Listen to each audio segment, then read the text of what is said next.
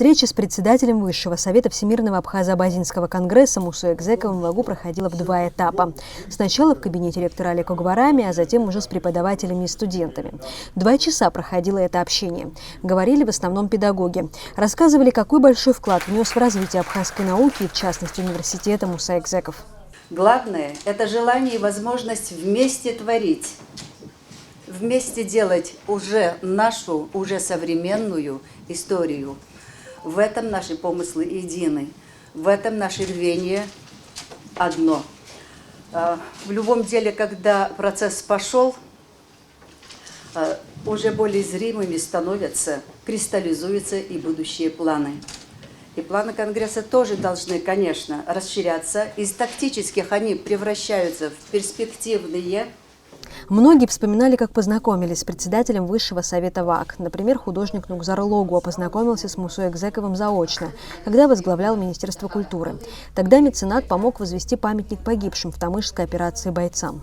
Мы приехали в Санкт-Петербург в свое время, и по телефону мы с ним поговорили. Он четко и ясно все расклад дал мгновенно, как деловой человек, без лишних вопросов. Мне это очень понравилось. Потому что обычно деловые люди, они много не говорят. Говорят художники, наверное, больше. Сам Мусой Экзеков в своем обращении к студентам и преподавателям АГУ подчеркнул важность национального самосознания. Говоря об абхазах, адыгах и абазинах, как об одном народе с общим будущим, которое во многом зависит от того, как молодежь относится к истории и национальной культуре. Ничто так не сложно, с одной стороны, но и что так не важно, с другой стороны. Знать, кто мы.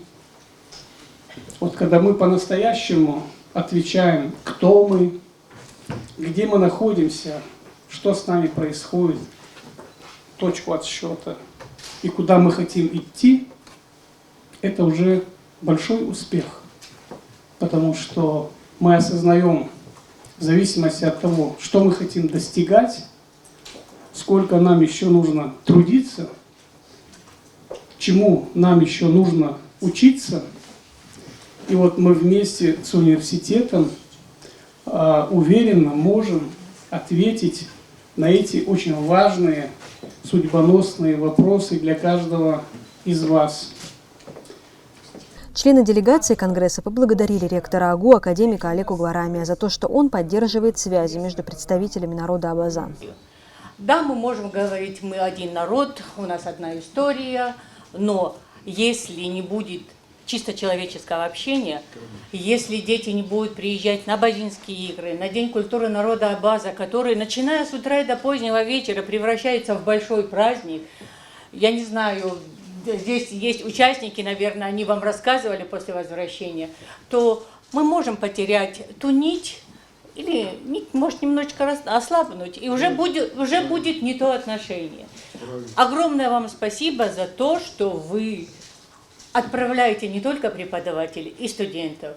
У науки в Абхазии большие надежды на поддержку Абхазо-Абазинского конгресса и его главы, который в 2020 году вошел в топ-100 богатейших чиновников России по версии Forbes. Мы готовы составить проект этого ботанического сада и непосредственно заняться этим, выращиванием посадочного материала и реализовать через 3-5 лет ботанический, то есть университет будет гордиться своим ботаническим садом.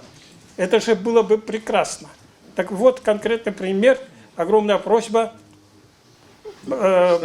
обсудить вместе с вами этот проект. Завершилась встреча обменом подарками и памятным фото. Марьяна Котова, Инна Лагухава, Абаза ТВ.